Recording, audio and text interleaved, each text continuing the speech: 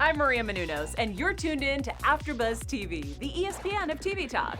Now, let the buzz begin. Hey friends, Brian Slovis here back with another episode of AfterBuzz TV's Quarantine with the Stars. Today, I am joined by an incredibly talented actor and filmmaker from New Girl and Roswell, New Mexico. Please welcome Michael Vlamis. Michael, thanks for being here. Thank you for having me, Brian. I'm excited. So excited to have you here. We're going to be talking about your exciting career, Roswell, New Mexico, of course, and what you're doing during quarantine. So let's just jump right in. All right. All right, so before we dive into your career, I kind of wanted to know more about you. So tell me your story and how you got into acting. All right. Man, this is too long of a story, so I'm going to really condense it. I made a lot of movies as a kid in like elementary school, middle school, veered away from it in high school, focusing on, I went to like an all boys school that like my dad won a state championship at. Like I was there for not acting, you know what I'm saying? And then went to college in Orange County in this college called Chapman University. I played baseball there, studied business. My senior year, after a bunch of sports injuries, I saw all these kids who were majoring in acting. And I was like, Jesus Christ, people are paying like 40 G's a year to be an actor. I was like, I want to audition, you know? So I never went into the film school. I just started auditioning for projects there. I got really lucky. I booked some of the biggest projects. So I was able to put together a good reel, and then got out to LA in 2012, hustled my way in, you know, did some fake names, fake emails, fake voicemail type stuff. And that's how I got signed by some really reputable people when I had no business being there. I booked my first audition ever, which was New Girl. It had a scene with Zooey Deschanel. So I thought, oh, I'm the man. This is just like college. I'm coming in and I'm just taking over. And then I didn't book anything for about 2 years. And that was really tough times. And then, you know, it just took just everyone said, trust the process, trust the process. I never listened to them. And I always was like, I'll make the process. So I pretty much overworked myself, lost a 6-year relationship, lost a lot of things. But Oh my gosh. yes, I think it was that ending of the 6-year relationship at the end of 2017 when I was on the cusp of like just being so broke. I was head of marketing for a watch company for like 4.5 years. I quit that on St. Patty's Day of 2017, drove Uber every morning from 6 a.m. to 10 a.m. and then focused on writing all day, every day. And because I thought I would make my career if nobody's going to cast me in something. And then I lost that person that I really cared about at the time. And I went into this like whole kind of depression, but it was perfect for my career because I would go into my auditions and people would they would be like, oh my God, this guy is great. But really I was just broken. And that's what they were attracted to. This like broken shell of a person. Oh my Uh, God. yeah. It forced me to go a little deeper. And then, but yeah, around that same time, I had an acting teacher tell me about Roswell, that I should audition for the show. She thought I fit the bill for one of the characters, and so my reps tried to get me an audition. They could not. The casting office said I was just a comedy guy. They would not give me an audition, so I just put myself on tape in this room with my roommates, and I got a call later that night saying that the showrunner wanted to meet me the next day and audition. I went in the next day, auditioned, then I had to go back to audition in front of like 30 people at Warner Brothers the following day for what they call a test offer. So you go in and you sign your 6-year deal, you know. So I'm broke. I've got nothing to my name, just coming off like a small T-Mobile commercial win. And you sign this deal that says if you land this audition, which is the test, there's only like 3 people who are testing for the role.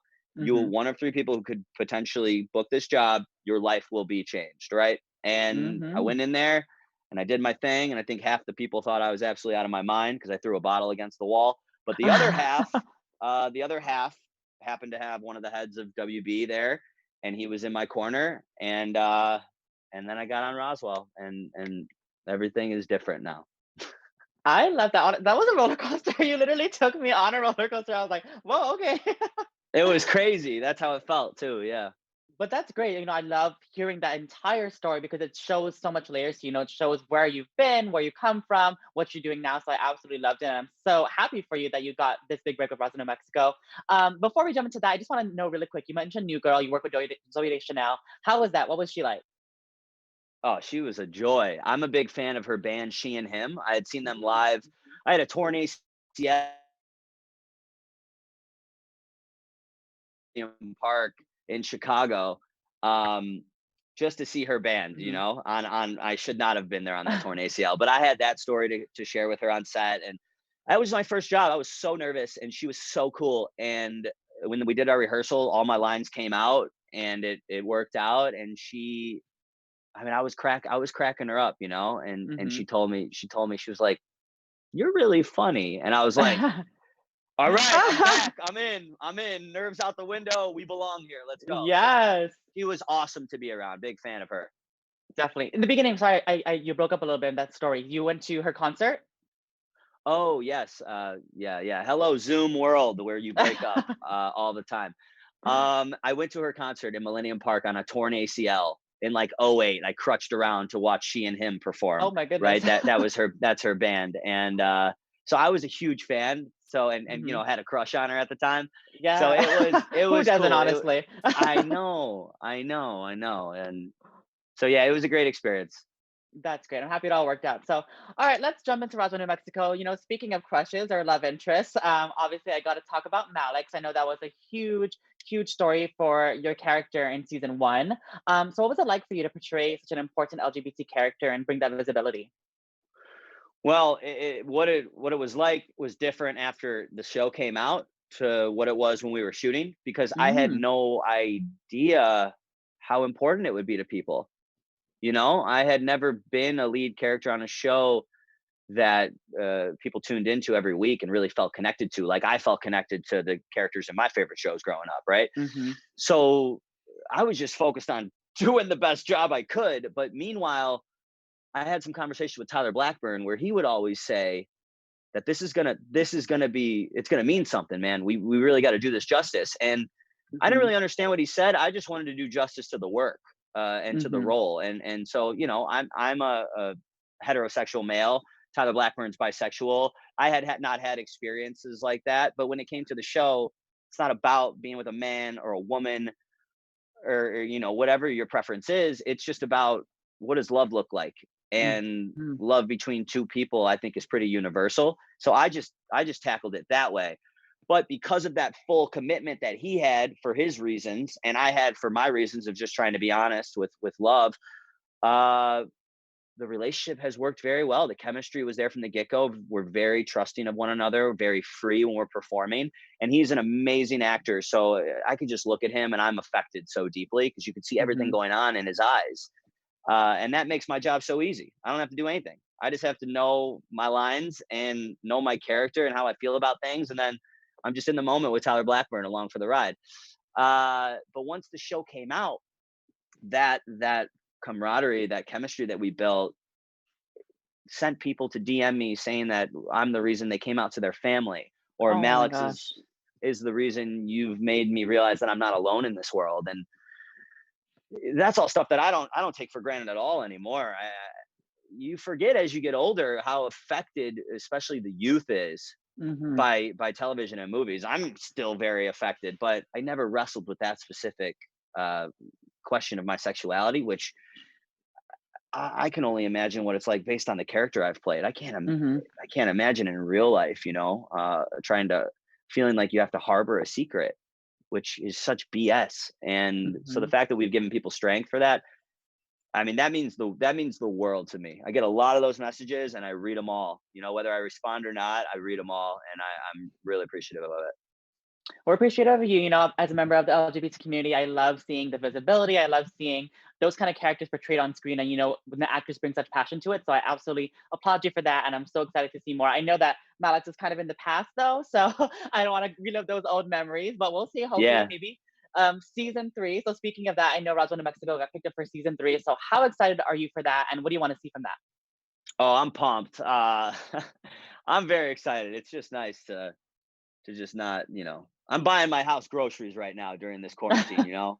I couldn't do that 2 years ago, and it feels so good to be able to do that. But no, season 3, I mean, you guys don't know the end of season 2 yet, right? So Mm-hmm. season 2 ends with a twist that nobody will see coming. It I didn't even see it coming as an actor in the show, showing up for the table read, reading the script for the first time, right? Mm-hmm. So it's very exciting. Which I was supposed to have a call with our showrunner Karina McKenzie last week. but we missed each other. I was supposed to get the whole rundown for season 3 because Oh, they've been working daily, virtual writers room, right? yes. The whole Hmm. office. So I actually have no idea what's going to happen next season. Have some speculations, but what I would like to see from Michael Garron is I'd like to see him happy again. I think he started this season off really tough. He was a total mess. I think he got a little happier with some information that he's getting, and I think he might spiral again. I don't know for sure. We'll see, but he's always spiraling. But I would like to see him happy. I would like to see him, really set on one love interest. Hmm. And then, to be honest, I would like to see that all ripped from him again because I love playing. I love playing the torture. I love it so much. I would also love to ride a horse at some point. I keep putting that out in the universe. We'll see if that happens. And I want to do more with him in the spaceship that he's been trying to put back together. I'm so Okay. curious to see what an episode of Roswell looks like if that ship is finished and he has to make that decision between leaving his loved ones here and going to set out for what he thinks maybe is his true home, or will he get to a point where he's realized that his true home has been the place that he's been all along? I don't know, right? That's all stuff that I need to figure out too as the Hmm. actor with the character. But yeah, I think Yes. that's what I'm into. And then more great music, more scenes with like Bright Eyes, First Day of My Life playing as I'm making out with someone. I like that stuff. All right. Well, we can only hope for that as well. Super excited. I am definitely going to spend quarantine catching up on Roswell, New Mexico, because it sounds like quite another roller coaster. So I'm super excited for that. It's funny, I was stalking your IG and I saw in your bio that you said, I call your mom daily. I call my mom daily, which literally same. And you You had the do. sweetest Happy Mother's Day tribute to her. So what's your relationship like with her, and what did she think of all your success? I was a minute late to this call because I was on the phone with her. I was like, "Mom, I gotta go." She's a computer programmer. She's a beast.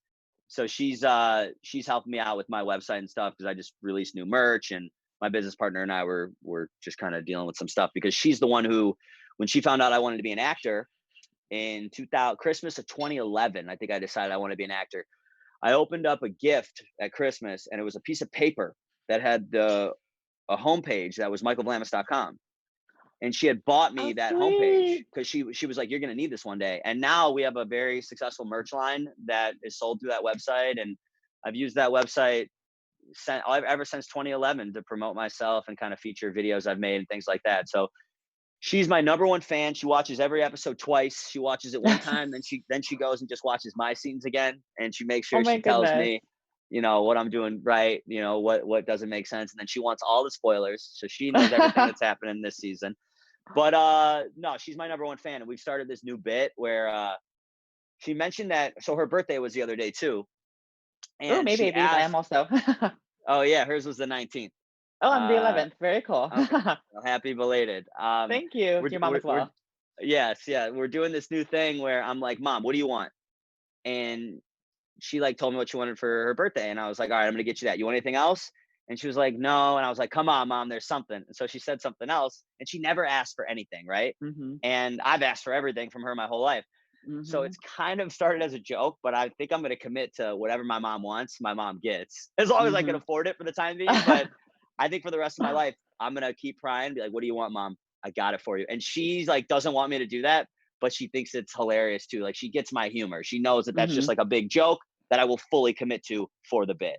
Mhm. I love that. Honestly, I was the same Yeah, way too. When I first really started working and having my own money, I was like, "Girl, what do you want? I'll buy it for you. If you want that LV, I'll scrape it together. I'll make it that's work." right. But it's so true. It's just they'll never ask and they'll never tell you what they really want. But obviously, they'll appreciate it so much. So I love that. I feel like we're on the same wavelength with that. We are. Michael, before we get out of here, I want to know what's next for you. Roswell New Mexico is coming out next year, or hopefully we're going to start filming soon. But what can fans expect from you when this is all over? Yeah, definitely. I've been very focused, especially right now, because there's nothing auditioning right now for the most part. A couple self tapes here and there for films, but writing and producing is really big for me. I wrote with my writing partner Kyle Anderson. I wrote the Mac Miller biopic that made the Blacklist last year, which means it was one of the top scripts in Hollywood, voted on by Hmm. studio execs. So that's opened up a lot of doors.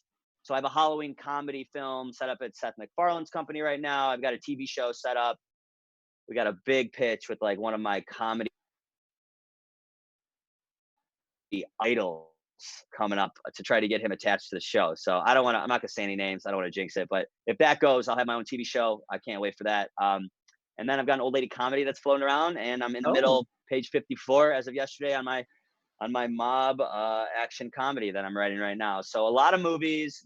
My first feature film that I produced and starred in with Chloe Bennett from Marvel Agents of S.H.I.E.L.D. and Scott Michael Foster, Crazy Ex-Girlfriend, Ali Maki from Wrecked. We won like best ensemble cast at LA Indie Fest, premiered last year, and now we just got distribution. Yeah, we just got distribution from a really cool distributor. So I'm excited for that. We're gearing up to produce our next film once this quarantine ends. If I can squeeze a little bit of time in between Roswell season 3 and the end of the quarantine.